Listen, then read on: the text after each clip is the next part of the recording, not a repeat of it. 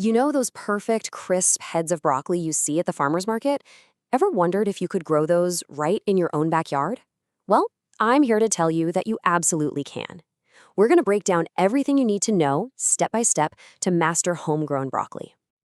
Broccoli is just one of those veggies that feels like a massive garden win. It's jam-packed with nutrients, and honestly, the flavor of homegrown is just worlds apart from what you get at the store. With a few key tips, it's a super rewarding project for pretty much any gardener. And get this, it has a pretty wild history. This isn't some new superfood. We're talking about an ancient staple, a favorite in Italy all the way back in Roman times. So when you plant broccoli, you're not just growing a vegetable, you're kind of planting a little piece of culinary history.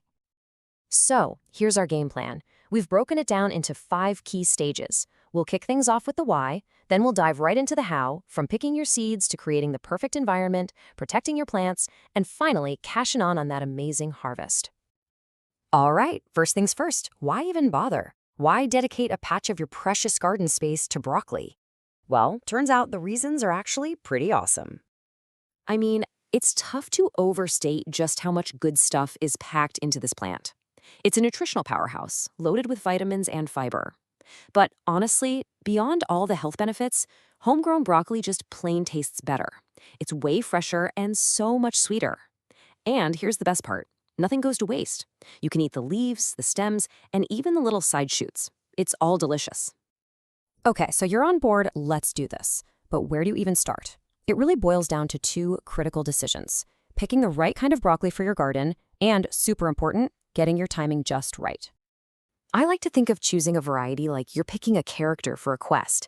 You've got Sun King, a total hero that can handle the heat.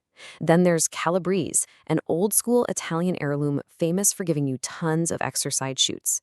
And if you want something that looks like it's from another planet, there's Romanesco, a stunning, nutty-flavored star that'll get people talking. So let's break this down. It's all about playing to your garden's strengths. If you live somewhere warm, Sun King is probably your best bet. If you want a really long, continuous harvest, Calabrese is fantastic for all those side shoots. And if your garden gets a little chilly, Waltham 29 is a cold-tolerant classic. It's all about picking the right champion for your arena. Okay, if you remember one thing from this timeline, let it be this. Broccoli is a cool weather crop. It absolutely hates the crazy heat of midsummer. So your best strategy is to aim for 2 harvests. One in the spring before it gets too hot, and another in the fall as things cool down. Sticking to this calendar is the secret to getting those perfect heads. All right, moving on. We've got our plant, we've got our timing down. Now it's time to build it the perfect home. This section is all about getting that environment just right.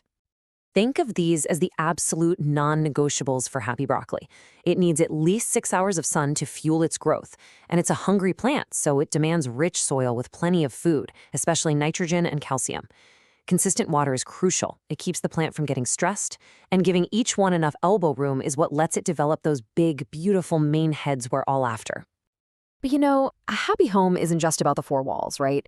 It's also about the neighbors. So who are broccoli's best friends in the garden? This is where gardening gets super smart, almost like you're building a little team. Aromatic herbs like rosemary act like camouflage, hiding your broccoli from pests. Nasturtiums are the sacrificial heroes. They lure aphids away. Low-growing lettuce acts as a living mulch, keeping the soil cool and moist. Peas and beans literally feed your broccoli by adding nitrogen to the soil. And the onion family? They're like the garden's security guards, keeping pests away with their strong smell. But, just like there are good neighbors, there are definitely some bad ones, the kind you really don't want moving in next door. So who are the garden's worst enemies? The big theme here? Competition. You want to avoid plants that are going to fight your broccoli for the good stuff. Tomatoes will go head-to-head with broccoli for calcium. Corn is a bully that steals nitrogen and sunlight. And sprawling squash will just crowd it out. Oh, and a huge pro tip. Don't plant other members of the cabbage family nearby. That's like putting up a giant flashing neon sign for all the same pests and diseases. Okay, on to our next section, playing plant protector. Look, even with the perfect setup, you're going to face some challenges. Your job is to be the hero, the vigilant guardian defending your crop from its 2 biggest enemies, pests and heat. So let's meet the intruders. You've got to know your enemy to beat them.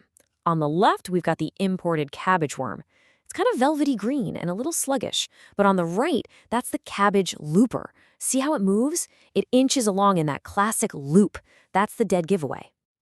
So here's your 4-step defense plan. And the best part? It's simple, organic, and it really works. First, just be proactive. Check your plants every week. The most direct method? Just pick the caterpillars off by hand. For prevention, these lightweight row covers are amazing for blocking the moths that lay the eggs in the first place. And remember, not all bugs are bad. Encourage predators like lady beetles and paper wasps to join your team. Now, let's talk about that other big threat, something called bolting. Think of it as broccoli's panic button. When it gets too hot or too stressed, it basically gives up on making a nice head for you and just rushes to produce flowers and seeds. This makes the broccoli bitter and pretty much ruins your harvest. But the good news is you can totally fight back against the heat.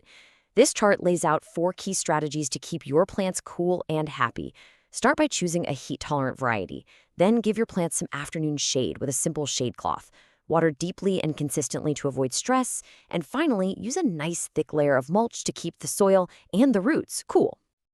And here we are, the moment we've all been waiting for, the grand finale, reaping your green reward. This is where all that hard work pays off big time.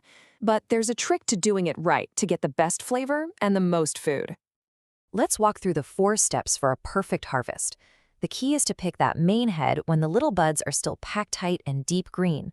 If you see yellow flowers, you've waited too long. Use a sharp knife and cut the stem at an angle so water doesn't pool and cause rot. Always try to harvest in the morning when the plant is at its crispiest. But the most important step, number 4. Whatever you do, don't pull the plant out. And this right here is the secret weapon of the broccoli grower. This is what makes it so amazing. That first big head is just the beginning. If you leave the plant in the ground and keep watering it, it'll send out an encore performance. Tons of smaller, tender side shoots that you can harvest for weeks. It is truly the crop that keeps on giving. So there you have it. You've gone the whole journey from a tiny seed to that first amazing harvest, and you've even unlocked the secret to the encore of side shoots. You've now got the tools to grow incredible broccoli. So the only question left is, what's next? The world of brassicas is huge and delicious. Are you ready to explore it?